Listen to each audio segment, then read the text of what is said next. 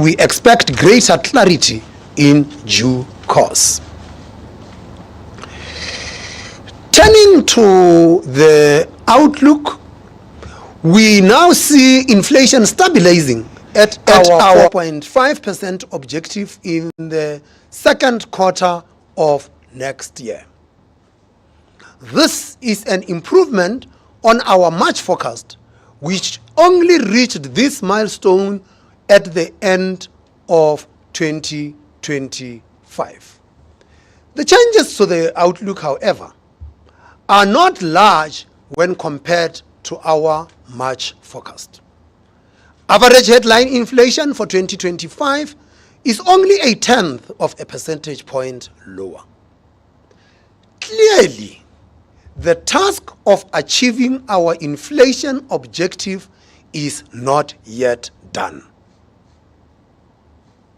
The change in our inflation forecast mostly reflects recent data outcomes, with CPI releases for March and April turning out slightly better than expected. We have revised down our 2024 food and core forecasts marginally.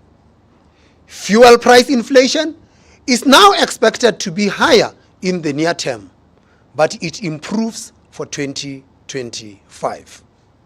This helps our forecast get to the target midpoint sooner. Nonetheless, the committee remains concerned that inflation expectations are elevated. After 3 years of inflation being above the midpoint, few survey respondents, especially from businesses and trade unions, believe that inflation will be at 4.5% in 2 years' time. Although the MPC assesses the risks to the inflation forecast to be broadly balanced at present, high inflation expectations require that we deliver on our target sooner rather than later to re-anchor expectations. Turning to the growth outlook, economic activity indicators for the first quarter have been coming in worse than expected, despite reduced electricity load shedding. However, these higher frequency data can be volatile. We expect slightly weaker growth in the first quarter, but this will be offset by better second quarter growth. We still forecast GDP growth of 1.2% this year. The growth numbers for the outer years also remain unchanged. We assess the risks to the growth outlook as balanced. The recent improvements in the power supply, with no load shedding since 26th March, is a welcome development. We have revised our load shedding assumption down, but additional revisions may be required if this performance is sustained.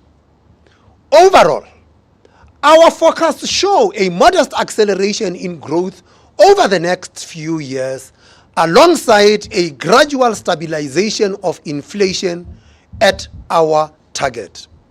However, uncertainty is unusually elevated at the moment.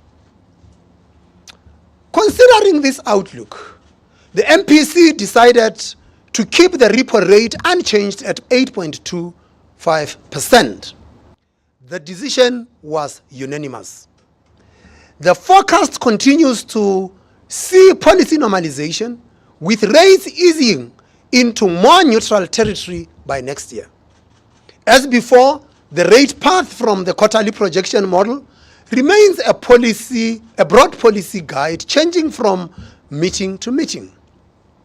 Decisions of the committee will continue to be data dependent and sensitive to the balance of risks to the outlook. The MPC remains committed to stabilizing inflation at the midpoint of the target band. Achieving this outcome will improve the economic outlook and reduce borrowing costs. Finally, we reiterate the views of the committee on additional measures that would improve economic conditions. These include reaching a prudent public debt level, improving the functioning of network industries, lowering administered price inflation, and keeping real wage growth in line with productivity gains. This concludes our statement, and we would then take questions. And as usual, please identify yourself and the media house that you represent, and we would then deal with your questions. Kopano. Good afternoon, Governor and Deputy Governors. Kopano Gumbi from Reuters. A few questions, not as many as usual, I promise. In the statement you say you see inflation stabilizing back at the midpoint in the middle of next year, which is a positive revision from the previous meeting. So does this mean that there is room to be less restrictive sooner rather than later? But then also in the statement you say conditions remain uncertain, and is the clarity on this uncertainty related to the election outcome? Do you anticipate any market volatility given the most recent vote count? And then lastly, even though the BHP walked away from the Anglo deal, Anglo are talking of spinning off some of their South African assets. Do you see any risk of outflows?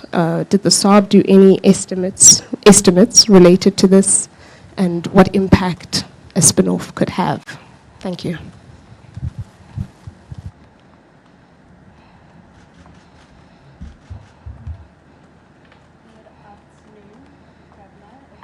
I don't know, either your microphone, they switched it off.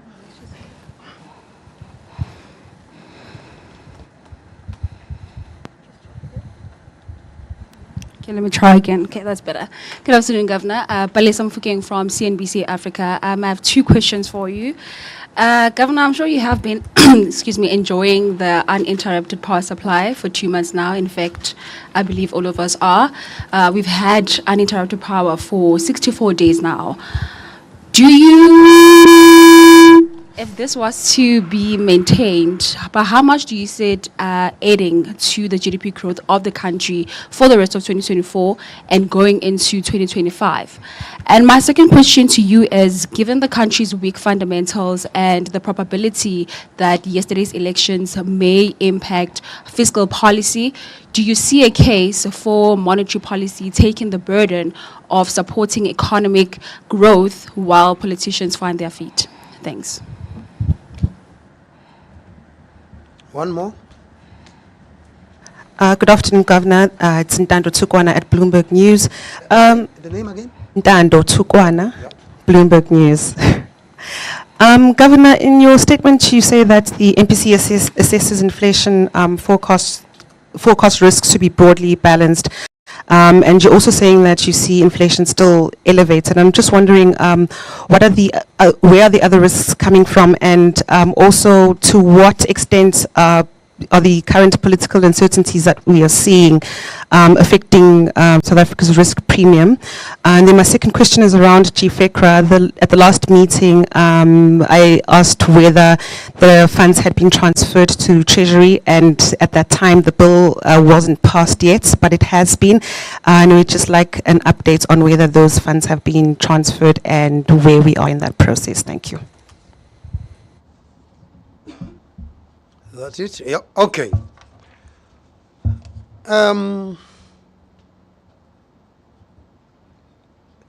Kopano, the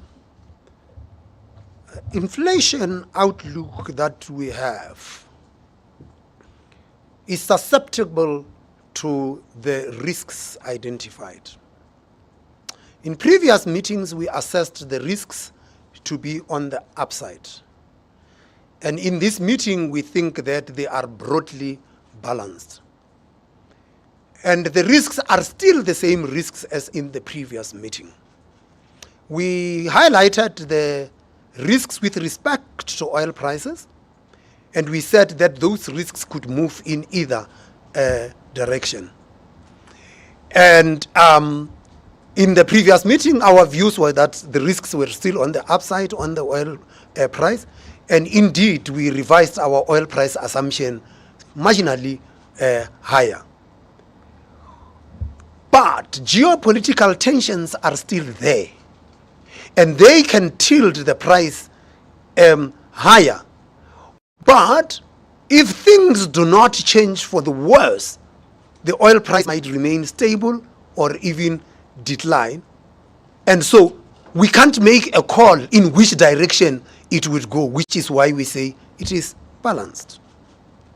We identified the risk with respect to food prices.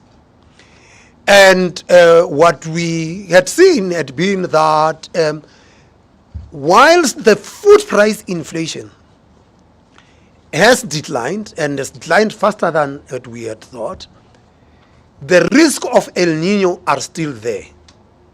It's too early to make the call on El Nino because, as we had said, it could lead to drought here and affect our crop, and the main impact might come through the maize and grain prices. But you have got massive rains in Latin America at the moment, which could mean that if the impact of El Nino comes, it might end up coming mainly via the exchange rate, because you would still be able to access the grain. But that would in the main be with respect to yellow maize in the main, because it is generally available, whereas we consume white maize. Our own production of white maize does not seem to be far from our demand, so we might be able to handle that. The problem is we are in the neighborhood, and the whole neighborhood consumes white maize. And so you can't analyze this just at looking at South African demand and production. You will also have to analyze what the impact of demand and production is on the entire region, because it would affect the prices. When there is a shortage in the region, the pricing switches to import parity pricing, and that could set in. We had highlighted the risks with respect to the exchange rate, and we say that the exchange rate had been volatile. If this MPC had to pronounce on Monday, we would have probably said that the rand has done so well so far. It's Thursday now. Things had changed from what they were last week. And that's because there are so many moving parts. Firstly, on the global side, that global conditions look like they would remain tighter for long. And if they remain tighter for long, it could impact capital flows to emerging market countries, including South Africa. But we had previously also stated that there is this synchronized tighter global financial conditions. But as we highlight in the statement, there is a possibility that there could start to be divergence between the developed countries, with some holding and some loosening. And that means that assessing the impact of those global financial conditions on capital flows to a country like South Africa is not as clear-cut as it was before.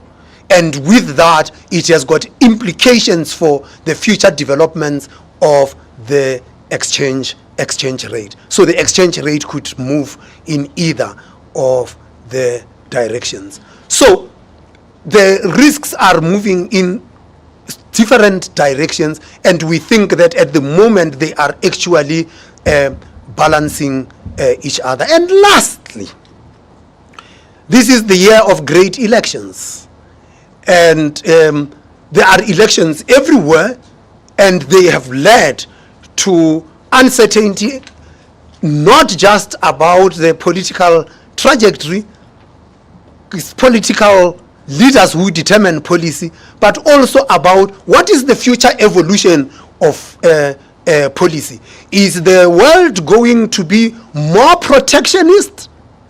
Is the world going to experience more geo-economic fragmentation, all of those lead to uncertainty, and we have got to be cognizant and alive to those, and they are difficult for us to call, and so we assessed the risk thus to be balanced. And in our own case, I mean, you chaps have been working on all sorts of things about what's going to be happening. There is this poll, this shows this, there is this poll that shows this. At the moment, there is only one poll that matters, is the one that took place yesterday. And if you wait until the counting is done, your uncertainty might be removed. The BHP Anglo thing, maybe we deal with that later, but it's the other chaps have walked away, they might come back, we don't know what's happening, right? But we'll come back to that at the end of this thing. Palesa, load shedding impact, we had assessed this in the past. So as of January last year, we thought that the impact would be like almost 2%. And as the year was progressing, we were bringing that down. And even in this year, we brought it down. As we stated that we have had no load shedding from the 26th of March to date. And if that is sustained, it might have different outcomes. Now, you would want to know the impact. As it stands, we estimate that the impact of load shedding will be 0.5% on growth this year. We have got growth of 1.2% forecast for this year.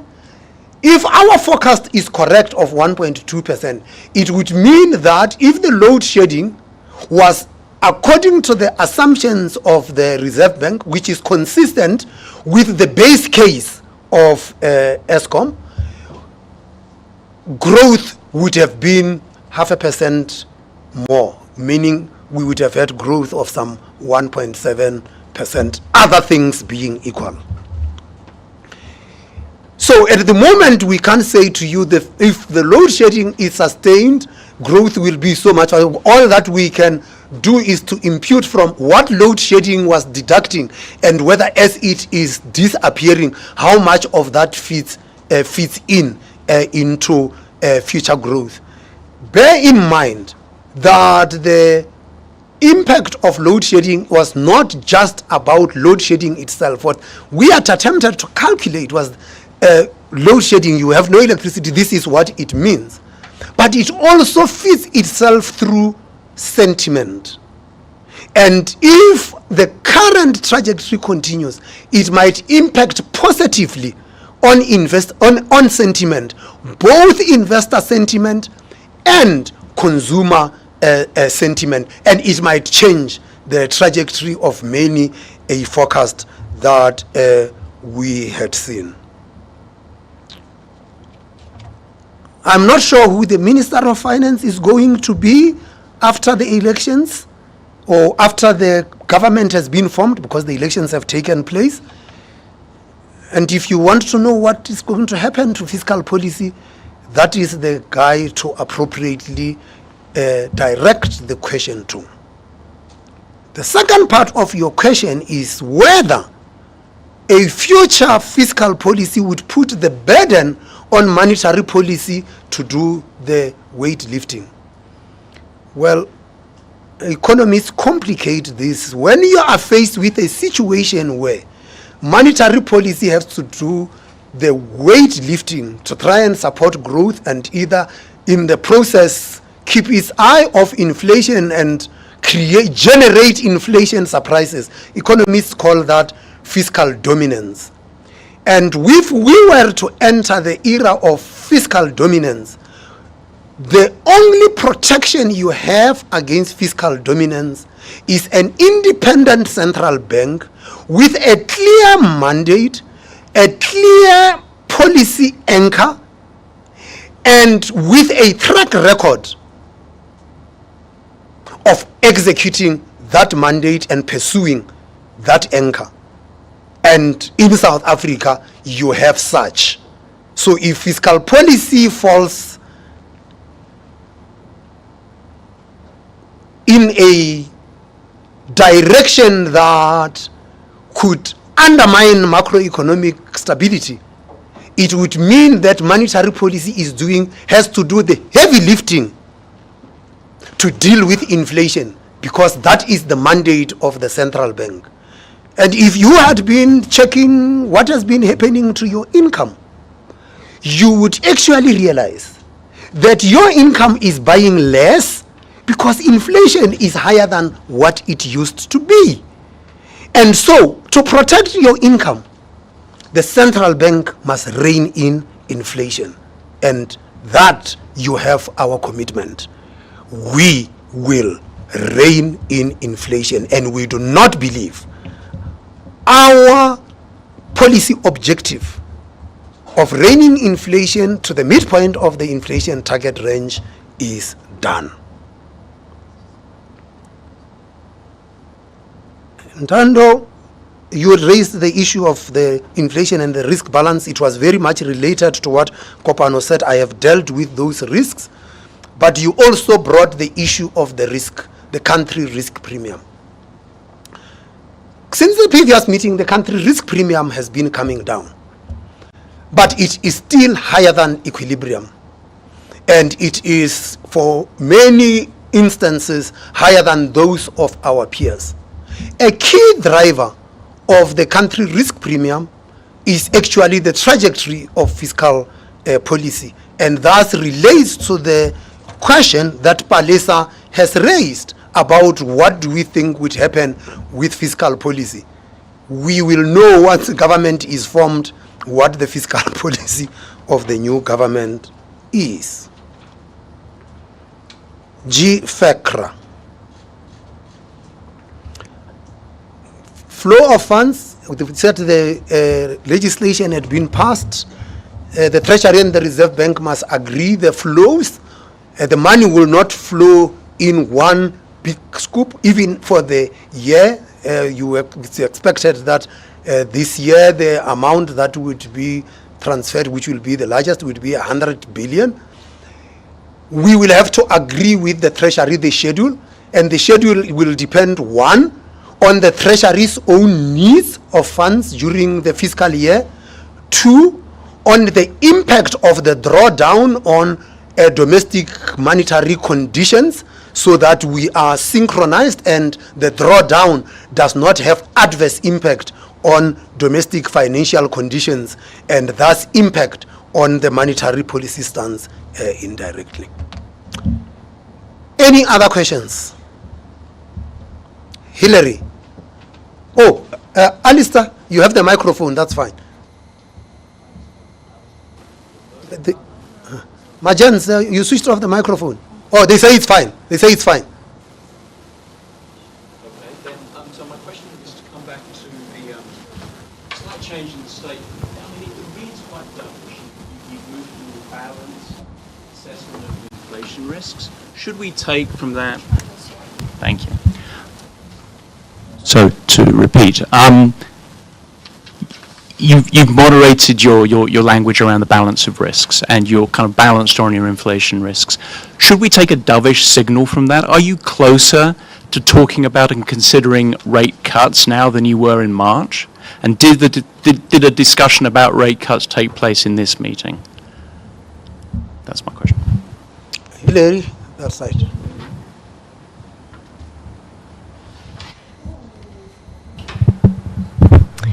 Thanks, Governor. Hilary Jaffe from Business Day.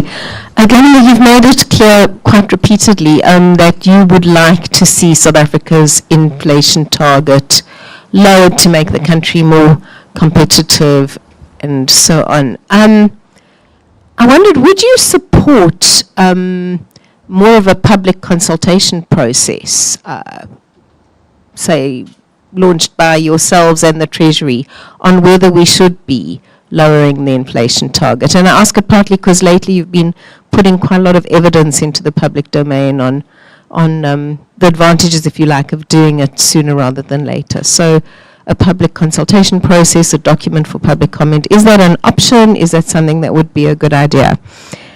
Second question, which is not strictly monetary policy, but maybe. Later this year, the two-pot retirement system change comes into effect.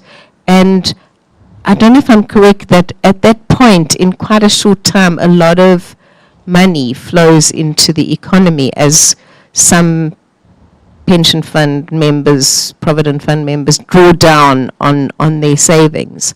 Do you have any estimate on how much those flows could be? And does it have any concerns for financial stability or monetary policy?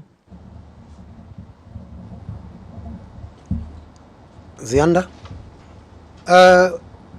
Lizel, is there somebody at the back? Zianda might need a microphone. Oh, she has one. I do, thanks, Governor. Governor, the first question came from YouTube. It's adding to Hillary's question on the inflation target. They're asking for an update on the revision of the inflation target. Then the second question, Governor, is from Siphelele Dludla at Business Report. Interest rates have been left at 8.25 for a year now, since the MPC meeting in May 2023. But inflation has failed to decline by 1 percentage point as it remains above 5%. Does the Governor believe the sub-monetary policy decisions are having any impact in taming inflation, and how? Thank you, Governor. Those are all the questions for now. Okay. Let's start with the last one because it is more interesting than the others. Spelele, inflation had failed to decline. That's a very interesting observation because you see inflation peaked in 2022 at 7.8%. The most recent reading is 5.2. The difference between 7.8 and 5.2 is not small at all. So, if you wanted to know what monetary policy works, you better look at that because you will see the trajectory. It might be above 5%, but the monetary policy stance is working because otherwise inflation wouldn't have declined.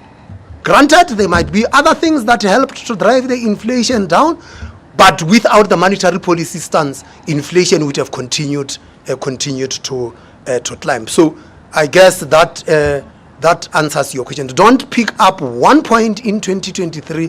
We started to hike rates in 2021, and of course, we could have decided to do everything at once and then you will not ask us the question anymore. But that's not how policy is executed. You take steps and you continuously evaluate the effectiveness of the policy stance that you have taken, and that is exactly what we have done. Hillary, public consultation, that's a very interesting one. Not something quite that the practice of introducing inflation, of revising the targets in South Africa had followed. And of course it would be useful if there is buy-in of the public on this. But if to arrive at a target is going to depend on the consultation process, then there wouldn't be a price stability anchor, because if public consultation process could go on and on, what is in no doubt is that South Africans would like to have lower inflation and higher standards of living. High inflation is not going to lead to higher standards of living. There are certain policies that you have consultation on, which are broad in nature. I am not sure setting of a target is one such. Just think what deficit we would have if the Minister of Finance had to go on a public consultation process to decide how much deficit we should have, and therefore how much tax rates should we have, and therefore how much we must spend on this and that, and therefore what level of debt we would want, we will never have a budget. So there are things that are consultative in a broad sense, but you cannot, I'm not sure it's useful to consult about a number. The consultation should be about, do you believe that South Africa should have a lower target of inflation? Actually, not even a lower target. Should South Africa be having lower inflation? As the developed world had come to teach us, their inflation is higher than their targets now. In the US, although inflation has declined, the Americans are still unhappy. Why are they unhappy? Because they once lived with inflation closer to zero, and they now suddenly realize inflation closer to zero is better than inflation at 2.6 or at 3.1. In spite of their inflation being lower than ours, they are very unhappy. I don't think South Africans are particularly happy with inflation at 5.2. And so, yes, we must talk about, we must put all of this information there. And the question that came, well, do we have any update? No, we don't. There is a technical process between the Treasury and the Reserve Bank, and once that process is concluded, we would take this thing through. In the previous things, the Minister of Finance will make the pronouncement as part of the budget or as part of the budget policy statement. These things get discussed in the portfolio committee and eventually goes through into Parliament. But that has been the nature of the consultation. Portfolio committee has got the consultation. That has been the nature of the consultation. Public consultation is useful. I am not sure that it is such a useful thing to try and do a consultation about a number. I've got no doubt if we have to have a public consultation of how much tax we must pay, the overwhelming majority will be zero. So I'm not sure that that is where we should be going. The two-pot system, there is also a very difficult one to calculate. Remember, there is a limit of how much you can draw. And to try and work this thing out, you could either make an assumption that every single pension fund member will draw this to their maximum. But the maximum that you draw also depends on how much you had put in the pot. And so there are so many moving parts. And what we ended up concluding is that there might be people who withdraw, but then even if they draw, would they use that money to repay their debt, or would they use it to consume? Of course, if they use it to pay their debt, it improves their spending power going forward over the medium term. But if they might decide they are going to use it to consume, it might have an impact on household consumption expenditure. But this, and I say there are so many moving parts. The people who are the higher income earners are unlikely to utilize the benefit. That benefit might be utilized by lower income earners. How far lower is that is a call that haven't been made. Are there any implications for financial stability? We have not picked up any that we think would have implications for financial stability. I think the limits that had been set would mean that the pension funds would continue to be sustainable. But even if there was to be an impact, it would have been an impact on more the defined benefit pension funds, which we do not have that many these days, than it would be on defined contribution, because with the defined contribution you will really be withdrawing your own money, you will be retiring with less. That's what it would be. Whereas with the defined benefit, the employer makes a particular commitment to pay you when you retire.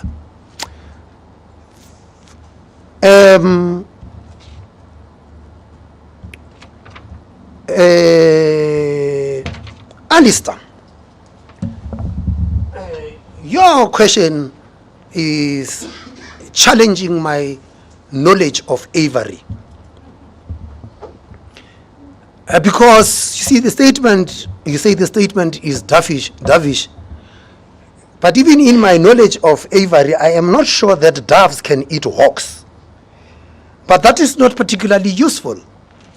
What is important is an assessment that we are giving, and we have given the indicators. When we said the risks are balanced, it doesn't mean we have taken a view that is tolerant for inflation. I'm told doves are apparently tolerant of inflation.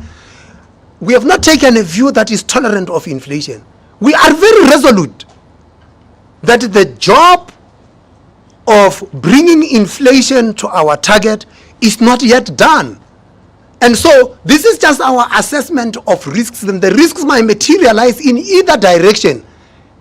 And based on data, we will then recalibrate policy as appropriate, depending on whether the risks have made the inflation outlook worse or better. And we hope they make it better, in which case you might have your wish. When that will be, I do not know. Ladies and gentlemen, thank you very much. That concludes today's press conference. Kopano, I have answered all your questions. Oh yes, because it had nothing to do with this thing. We have not received any application.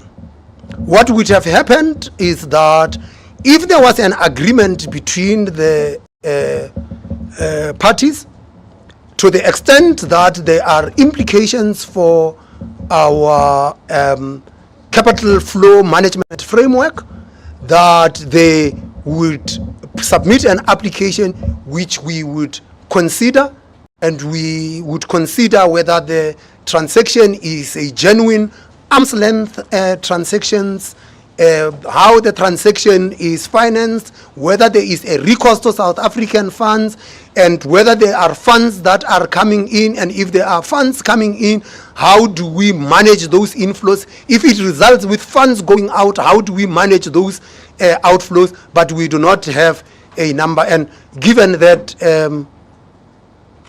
the engagement got broken, there is no marriage, so we can't answer. Ladies and gentlemen, thank you very much. That concludes the proceedings of today.